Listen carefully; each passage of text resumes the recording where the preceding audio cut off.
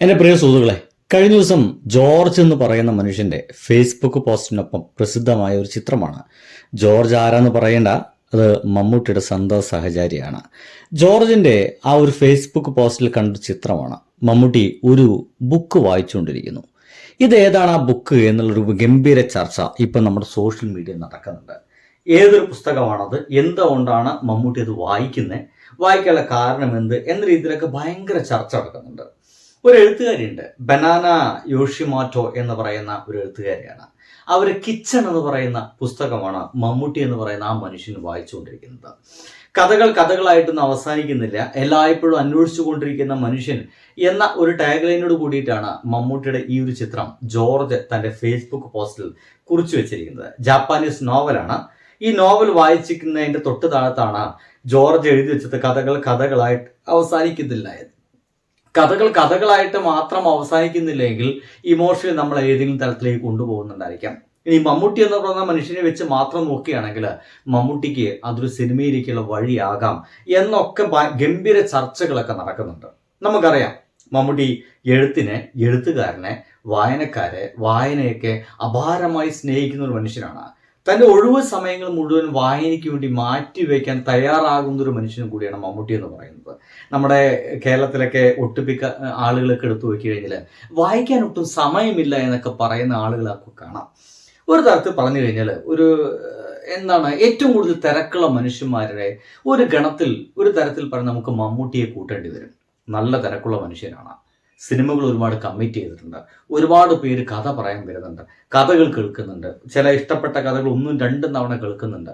സിനിമയാക്കാൻ പറ്റുമോ എന്ന് ആലോചിക്കുന്നുണ്ട്. അതിൻ്റെ സാമ്പത്തിക കാര്യങ്ങളെക്കുറിച്ചിട്ട്, സ്ഥലങ്ങളെക്കുറിച്ച്, അഭിനേതാക്കളെക്കുറിച്ചിട്ട്, ആ സിനിമയുടെ പല വിധത്തിലുള്ള സഞ്ചാരങ്ങളെക്കുറിച്ചിട്ട്, നടന് വേണ്ട ട്രെയിനിങ്ങിനെ കുറിച്ച്, തൻ്റെ ജിമ്മിനെ കുറിച്ച്, ഭക്ഷണത്തെക്കുറിച്ച്, ആരോഗ്യത്തെക്കുറിച്ച് നോക്കൂ.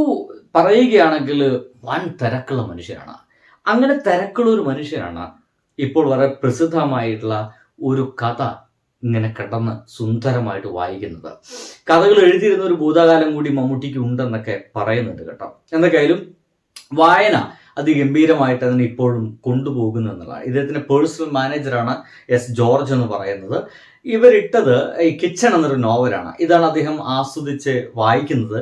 അദ്ദേഹത്തിൻ്റെ പ്രിയ സുഹൃത്തായിട്ടുള്ള നസീർ മുഹമ്മദാണ് ഈ ഒരു ചിത്രം പകർത്തിയെന്ന് പറയുന്നു. ഇനിയിപ്പോൾ നസീർ മുഹമ്മദ് ആരെന്ന് ചോദിക്കുന്നുണ്ട, നമ്മുടെ മമ്മൂക്കയുടെ തന്നെ പോസ്റ്റിൽ നിന്ന് കിട്ടുന്ന ചിത്രമാണ്. ഈ കാണുന്ന ആളാണ് നസീർ മുഹമ്മദ്. അദ്ദേഹമാണ് ഈ ഒരു ചിത്രം പകർത്തിയിട്ടുള്ളത്. ഇനി ഈ ഒരു നോവലിനെ കുറിച്ചിട്ട്, ഒരു മുത്തശ്ശിയുടെ മരണശേഷമുള്ള മിക്കേജ് സക്കുറായി എന്ന് പറയുന്ന ഒരു ജാപ്പനീസ് യുവതിയുടെ കഥയാണ് കിച്ചൺ എന്ന് പറയുന്ന ഈ ഒരു നോവൽ പറയുന്നത്. 1988 ഇത് ജാപ്പനീസ് ഭാഷയിൽ ആദ്യമായിട്ട് എഴുതിയത്. പിന്നീട് അത് ഇംഗ്ലീഷിലേക്ക് മാറ്റിയത് 1993 പറയുന്നു. പിന്നീട് സമകാലിക ജാപ്പനീസ് സാഹിത്യത്തിന്റെ ഏറ്റവും ഗംഭീര ഉദാഹരണമായിട്ട് പാശ്ചാത്യ മാധ്യമങ്ങളൊക്കെ ഗംഭീരമായിട്ട് പുകഴ്ത്തിയ ഒരു നോവൽ കൂടിയാണ് ഇത്. ഇത് സിനിമയായിട്ടുണ്ട്. അത് രസം. 1989 ഇതൊരു സിനിമയായിട്ടുണ്ട്. 1997 ഇത് വേറൊരാള് ഇംഹോ എന്ന് പറയുന്ന ആളുടെ സംവിധാനത്തിൽ ഇത് ഹോങ്കോങ്ങിൽ വീണ്ടും ഒരു 2 സിനിമകളായിട്ട് ഇത് ഇറങ്ങിയിട്ടുണ്ടെന്നുള്ളതാണ്. പോർട്രേറ്റ് എന്ന് പറയുന്ന സിനിമയുടെ ഭാഗമായിട്ടാണ് ഇപ്പം നമ്മളെല്ലാവർക്കും ഇതിനൊക്കെ കുറിച്ചൊക്കെ ചർച്ച ചെയ്യുന്നത്. ആ ഷൂട്ടിംഗ് പൂർത്തീകരിച്ച ശേഷം ഇദ്ദേഹം ജപ്പാൻ യാത്ര നിശ്ചയിച്ച് വെച്ചിരിക്കുകയാണ്. ഇനി അതിൻ്റെ ഭാഗമായിട്ടാണോ ഇങ്ങനത്തെ ഒരു പുസ്തകം വായിച്ചത്, ഇനി വായിച്ചു കഴിഞ്ഞതിന് ശേഷം എഴുത്തുകാരിയെ കാണുവാനോ മറ്റുള്ള ആഗ്രഹത്തിൻ്റെ ഭാഗമായിട്ടൊന്നും അറിയില്ല. പക്ഷേ എനിക്ക് അത്ഭുതം തോന്നിപ്പോയത്, ഇൻട്രസ്റ്റിംഗ് ആയിട്ട് തോന്നിപ്പോയ സംഗതി എന്ന് വെച്ചാൽ ഇതാണ് ആ എഴുത്തുകാരി കേട്ടോ. ഇവരെ പുസ്തകമാണ് വായിച്ചിരുന്നത്. ഇതാണ് ആ പുസ്തകം. കണ്ടിട്ടില്ലാത്തവർ ഒരു പക്ഷേ ഇപ്പോൾ അത് ഇദ്ദേഹം വായിച്ചതുകൊണ്ട് മാത്രം ഗംഭീരമായിട്ട് പലരും അത് ഏറ്റെടുത്ത് വായിക്കുന്നു എന്ന് പറയുന്നൊരു അവസ്ഥയിലേക്ക് എത്തിയിട്ടുണ്ട്. കിച്ചൺ എന്ന് പറയുന്ന പുസ്തകം. ഇതാണ് മമ്മൂക്ക അത് വായിച്ചുകൊണ്ടിരിക്കുന്ന ചിത്രം.